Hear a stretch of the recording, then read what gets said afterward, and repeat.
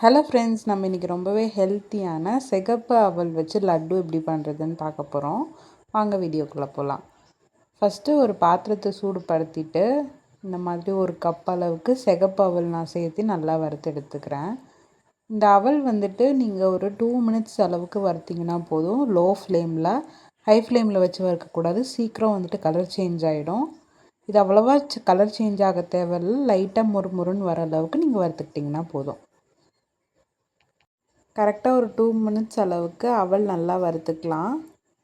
Low ஃப்ளேமில் தான் வச்சு வறுக்கணும். ஹை ஃப்ளேமில் வைக்காமல் வறுத்துக்கோங்க. நான் இன்றைக்கி ஒரு கப் அளவுக்கு தான் வந்துட்டு அவல் மெஷர்மெண்ட் எடுத்திருக்கேன். நான் ஃபஸ்ட்டு ஒரு கப்பு காமிச்சேன் இல்லையா, அந்த அவல் சேர்த்தேன் இல்லையா, அதே கப் அளவுக்கு தான் நான் இன்றைக்கி எல்லா மெஷர்மெண்ட்டும் எடுத்திருக்கேன். நீங்கள் கப்போ ஒரு சின்ன டம்ளரோ எடுத்துக்கிட்டிங்கன்னா உங்களுக்கு அளவு கரெக்டாக இருக்கும். பாருங்கள், அவல் வந்துட்டு லைட்டாக அந்த பொரிஞ்சு வர மாதிரி ஆகுது. இந்த ஸ்டேஜில் ஆஃப் பண்ணிவிட்டு இன்னொரு பாத்திரத்தில் மாற்றிட்டு ஆற வச்சிடலாம். இன்னொரு பேன் வச்சு அதை சூடுபடுத்திக்கலாம். இதில் 3/4 கப் அளவுக்கு நிலக்கடலை நான் சேர்த்திருக்கேன். நிலக்கடையில் இருக்க தோல்லாம் ரிமூவ் பண்ணிவிட்டு இந்த மாதிரி சேர்த்துக்கோங்க. இது ஏற்கனவே வறுத்த கடலை தான். ஸோ லைட்டாக நான் வந்துட்டு ஒரு 1 மினிட் அளவுக்கு ரோஸ்ட் பண்ணிக்கிறேன். நீங்கள் வந்துட்டு வறுக்காத கடலைன்னா கொஞ்சம் கலர் சேஞ்ச் ஆகிற அளவுக்கு வறுத்துக்கோங்க. இது ஆல்ரெடி ரோஸ்டட் கிரவுண்ட் நட்டுங்கிறதுனால நான் 1 நிமிஷம் வரைக்கும் வறுத்துக்கிறேன். இப்போ இதை வந்துட்டு நம்ம ஆல்ரெடி தனியாக எடுத்து வச்சுருக்க அவலோடு சேர்த்து இதையும் ஆற விட்டுருங்க. இப்போ இதே பேனில் எள்ளு சேர்த்திக்கலாம்.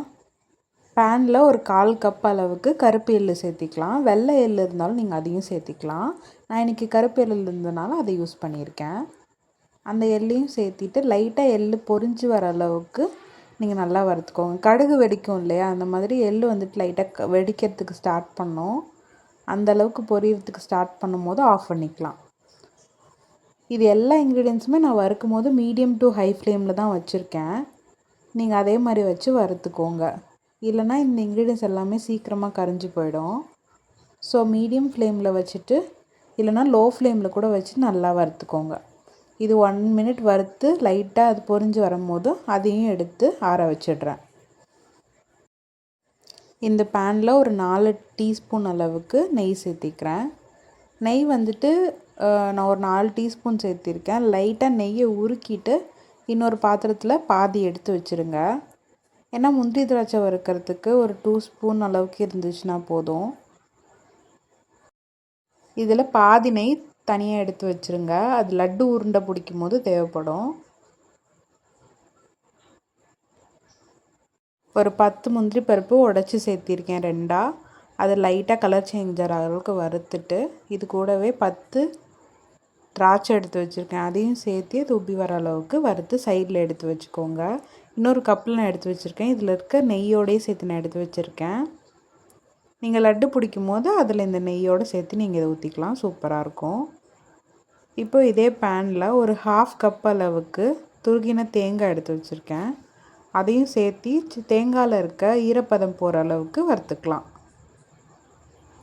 இப்போது நம்ம வறுத்து வச்சுருந்த நிலக்கடலை, எள்ளு, அவல் இது எல்லாத்தையும் சேர்த்து ஒரு பவுடர் மாதிரி அரைச்சி எடுத்துக்கலாம். நான் தேங்காய் வந்துட்டு ஆற வச்சுட்டேன். இது கூடவே ஒரு 4 ஏலக்காய் வந்துட்டு சேர்த்து அரைச்சி பவுடர் மாதிரி எடுத்துக்கிறேன்.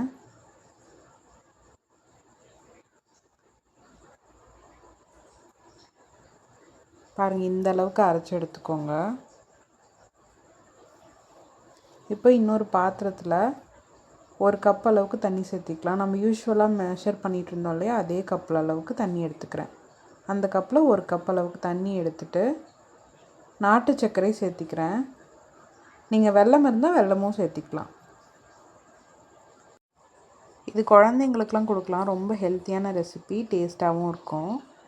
தண்ணி கொதிச்சதுக்கப்புறம் ஒரு கப் அளவுக்கு நாட்டு சர்க்கரை நான் சேர்த்திக்கிறேன். இந்த நாட்டு சர்க்கரை கரைஞ்சால் போதும். நல்லா கரைஞ்சி லைட்டாக கொதி வர ஆரம்பிக்கும். அப்போ ஆஃப் பண்ணிவிட்டு ஃபில்ட்ரு பண்ணிக்கோங்க. இப்போ இன்னொரு பேன் வச்சுட்டு நம்ம கரைச்சி வச்சுருக்க நாட்டு சர்க்கரை இதில் ஃபில்ட்ரு பண்ணி எடுத்துக்கலாம்.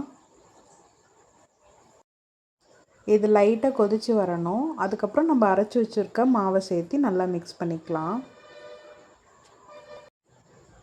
பாருங்கள், பாகு நல்லா கொதிக்க ஆரம்பிச்சிருச்சு. இந்த ஸ்டேஜில் நம்ம எடுத்து வச்சுருந்த மாவை சேர்த்திக்கலாம். அவல், நிலக்கடலை, எள் இது எல்லாத்தையுமே சேர்த்து நம்ம அரைச்சி வச்சுருந்தோம் இல்லையா, அதே மாவு சேர்த்திட்டு நல்லா மிக்ஸ் பண்ணிக்கோங்க. ஒரு 2 மினிட்ஸ்லேயே வந்துட்டு ஈஸியாக உங்களுக்கு அவல் வந்துட்டு அந்த சர்க்கரை பாகு எல்லாத்தையுமே உறிஞ்சிக்கும். ஸோ ஈஸியாக ரெடி ஆகிடும், சீக்கிரமாக ரெடி ஆகிடும். இதை சேர்த்திட்டு லைட்டாக நீங்கள் மிக்ஸ் பண்ணி விட்டுக்கிட்டே இருந்தீங்கன்னா போதும். மீடியம் ஃப்ளேமில் வச்சு மிக்ஸ் பண்ணி விட்டுக்கிட்டே இருந்தீங்கன்னா சீக்கிரமாகவே லட்டு கன்சிஸ்டன்சி வந்துடும்.